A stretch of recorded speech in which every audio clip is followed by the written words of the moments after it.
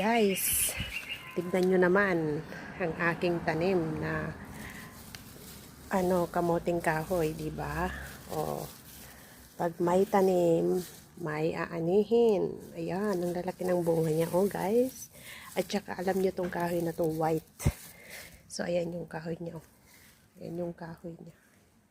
Yun, ang taas niya. Ito, tingnan nyo.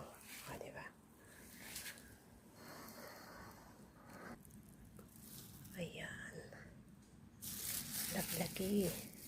2, 3, 4, 5, 6. Ang cute nito, sexy. Oh, may shape. Ito siya, may shape.